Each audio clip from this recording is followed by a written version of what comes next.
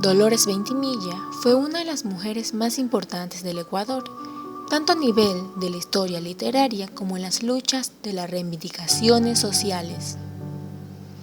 Nació en Quito en 1830, hija de José Ventimilla y de Jerónima Carrión y Antepara, lojanos residentes en Quito.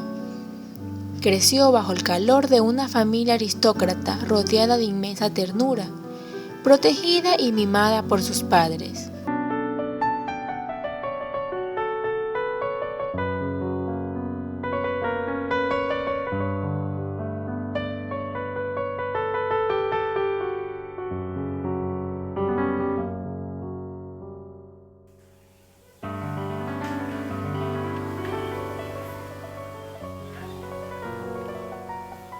¡Qué niña tan loca!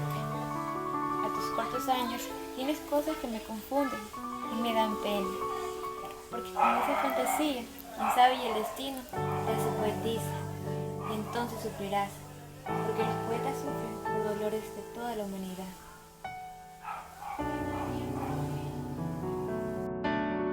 Yo me llamo Dolores, mamita. Te puse ese lindo nombre por la Virgen de mi devoción. Yo nunca te digo Lola, porque sería desvirtuar mi devoción y faltar a mi Virgen, que siempre por siempre sabrá ampararte y cuidarte, tu infinita benevolencia. ¿Pero qué son los poetas, mamita? Los que escriben versos, los que escriben canciones, los que escriben con consonantes y con música en las palabras, Dolores. Como señorita de sociedad, aprende a tocar el piano y se adentra en la literatura. Su vida parece ser una bendición colmada de felicidad en el seno de su familia. Dolores Ventimilla, a sus 17 años, se casa con Sixto Galindo, doctor colombiano residente en el Ecuador a causa de las persecuciones políticas comunes de su patria. El 26 de noviembre de 1847, se convirtió en madre de un niño bautizado con el nombre de Santiago. Prontamente decidieron viajar a Guayaquil, ciudad que les abrió las puertas, pero sin embargo decidieron radicarse en Cuenca, escenario en donde empezaría el martirio y el desenlace fatal para la poetisa María Dolores Ventimilla. Quizás en gran efecto por el abandono sin razón que le proporcionó su esposo Galindo. La pena que ha sentido Dolores Ventimilla quedó plasmada en sus obras, especialmente en Quejas. Llamarle pude al sol de la existencia, se abría pena sin adora el alma, perdió mi pobre corazón su calma, desde el instante en que la hallé. Sus palabras sonaron a mi oído, como música blanda y deliciosa, sobre mi rostro como tinta de la rosa, como aquella hoja del árbol brasileño. Su imagen en el sueño me acosaba, siempre halagüeña, siempre enamorada. Mil veces descubriste, madre amada, en mi boca un suspiro abrasador. Y era él que lo arrancaba de mi pecho, él, la fascinación de mis sentidos, él, ideal de mis sueños más queridos, él, mi primero, mi ferviente amor. Las palabras de doña Jerónima quizás solo fueron un presentimiento de la heroína romántica y trágica en que se convertiría su Dolores, dejando oír su voz por primera vez a través de su poesía en una época en la que los hombres prácticamente eran los únicos quienes tenían la forma o esa exclusividad de expresión. Hizo gala de una voz rebelde y de actitudes propias adelantadas a su época. Dice y manifiesta con voz clara y precisa lo que la sociedad de entonces no estaba preparada para ver ni oír. Su poesía irrumpe ese monopolio masculino, predisponiéndola al sufrimiento y a la maledicencia de la sociedad, llevándola finalmente al suicidio. Dolores inició en Cuenca una vida activa e intelectual, rodeándose de jóvenes honestos y de personas de edad, todos ellos literatos y poetas. En 1857, el 20 de abril, las autoridades cuencanas condenan a muerte a un indígena llamado Tiburcio Lucero, acusado por parricidio. Afectada por lo que había visto y con el trauma de aquella experiencia, enarboló la bandera de la defensa contra la pena de muerte.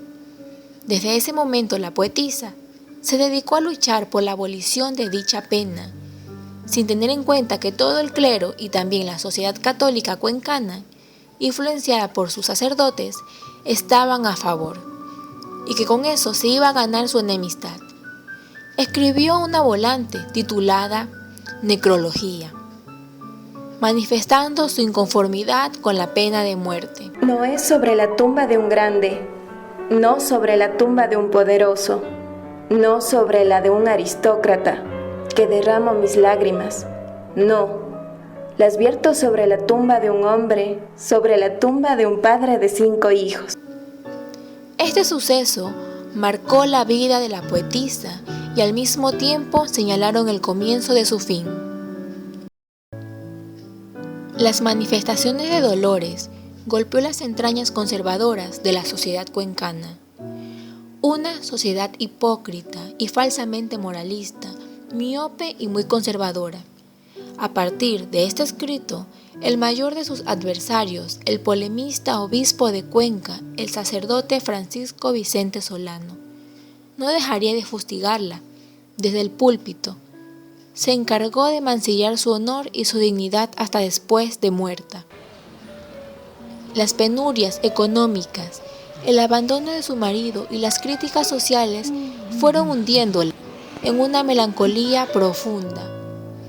La mujer hace un intento por salvar su honor escribiendo otra hoja suelta a la que titula Al público, la misma que nunca salió a la luz. Al sentirse sin fuerzas y sola frente a tan poderosos enemigos, decidió quitarse la vida y así poner fin a su martirio.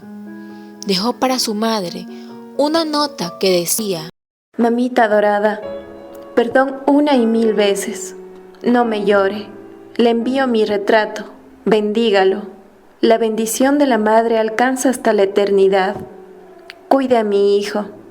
Dele un adiós al desgraciado Galindo. Se suicidó el 23 de mayo de ese año, 1857, cuando aún no cumplía los 28 años de edad. Se arrancó la vida de su propia mano, como lo indicó en sus poemas.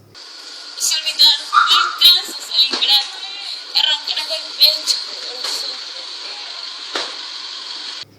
Así, tempranamente, con apenas 27 años de vida, Dolores abandonó el mundo de los vivos y pasó a la inmortalidad.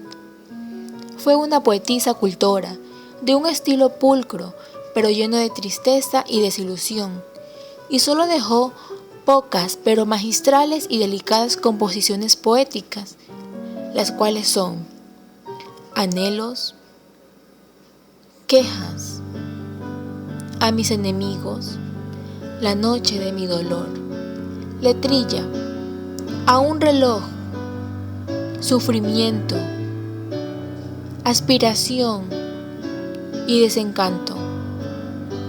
Entre sus composiciones en prosa figuran Al público, Recuerdos y Fantasía.